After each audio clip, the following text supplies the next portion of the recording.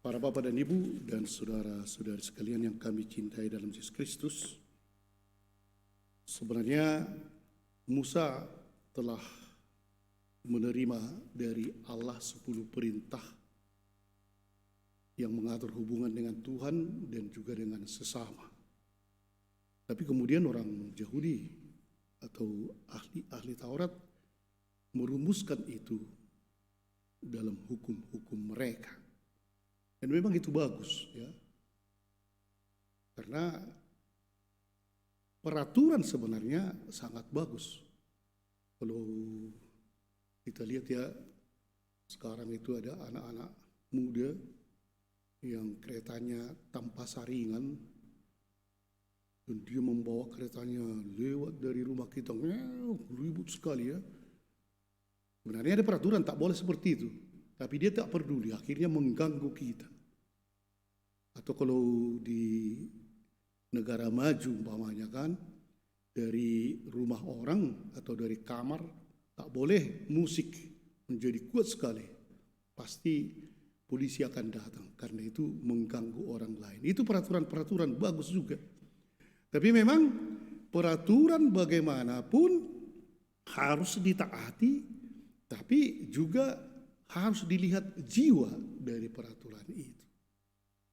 Tidak ada seorang yang kaya raya lah, orang bapak sudah mau meninggal, jadi dia sudah mewariskan kepada anak-anaknya banyak, dan kemudian dia panggil istrinya, nanti kalau saya meninggal, supaya semua harta kekayaan saya masukkan ke dalam peti mayatku.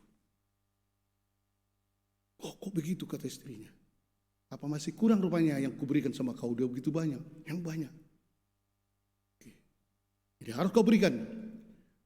Apakah kau akan menaati ini? Sebelum saya meninggal, istrinya mengatakan, ya, saya akan taati. Matilah dia. Mati. Jadi kalau memang ada lain kebudayaan kita dengan kebudayaan Eropa ya. Di Eropa kalau meninggal tak pernah sampai ke rumah. Bisa nanti minggu depan dikubur, tapi di rumah sakit disimpan, baru diatur familinya gitulah. Jadi si ibu ini pun ditinggalkanlah, meninggal, dan dia mulai mengatur, mengambil dari bank semua warisan-warisannya kan. Dan pas pada penguburan, ketika pastor sudah mau memasukkan ke tanah, masih dibuka petinya, ibu itu mengatakan, maaf dulu pastor, saya mau memberikan pesan terakhir dari suami saya. Ada kotak emas, entah apalah di dalamnya, dibukalah, dimasukkanlah ke tangan ibu. Dan dia dengar, rupanya pastor mendengar, wah, inilah janjiku bahwa harta warisanku, harta warisan yang sudah kau katakan itu, semua sudah ku buat di kotak ini. Selamat jalanlah. Itu tuh. Sudah siap. Penguburan datang, pastor, kenapa? Karena untuk orang hidupnya. Kenapa kamu buat seperti itu? Saya, pastor, harus taat kepada suamiku, itu pesan yang terakhir. Kemanapun harus ku taati. Jadi sayang kali harta itu. Apa boleh buat? Saya buat semua di situ. Itu adalah secari surat dikasih sama pastor ini, pastor. Akhirnya dibuka pastor inilah surat itu kan. Memang pastor, saya betul-betul taat tapi bijaksana. Sebenarnya yang saya buat ke dalam itu adalah semua cek, semua pokoknya hartanya kubuat-buatlah di situ semua beberapa ratus miliar. Tapi hanya cek, biarlah dia cek kosongnya itu katanya kan. Oh itu rupanya. Dan datanglah ibu itu, itulah pastor. Begitulah maksudku, baguslah. Memang untuk orang hidupnya kau betul taat, tapi bijaksana. Dan dikasihnya lah kepada pastor ini amplop. Dibuka pastor itu, berapa? 30 miliar. Hah? Langsung pastornya pingsan. Terkejut. Jadi para bapak dan ibu, ketaatan tapi harus bijaksana. Kalau memang peraturan itu hilang dari jiwanya, bagaimanapun akhirnya menyusahkan. Dan Yesus melihat ini, keagamaan orang Farisi memang begitu. Ketika mereka hukum Sabat, tak bisa ini, tak bisa ini, tak bisa ini, dan Yesus melihat sudah salah.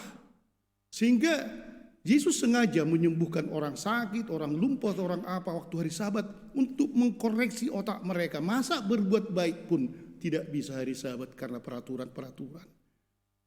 Kejiwaan hukum itu hilang. Dan Yesus mau memulihkan itu. Jangan. Dan itulah istilahnya menggenapi, penggenapan.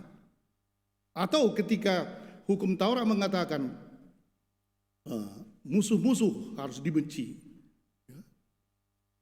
Yesus mulai mengubah. Cintailah musuhmu. Cintailah musuhmu. Mata ganti mata tidak boleh.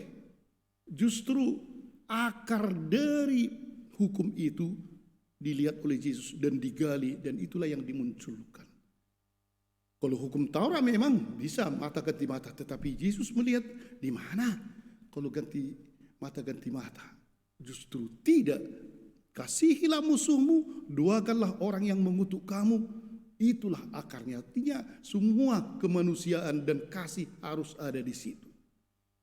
Para bapak dan ibu dan semua kita yang berkumpul, entah remaja atau anak-anak atau siapapun, pada saat ini pun sebenarnya mungkin itu kita ketahui ya orang-orang Farisi, tapi pada zaman sekarang pun seringkali juga kita menafsirkan hukum itu sesuai dengan kebutuhan kita ya. Kalau dikatakan jangan membunuh, benar jangan membunuh.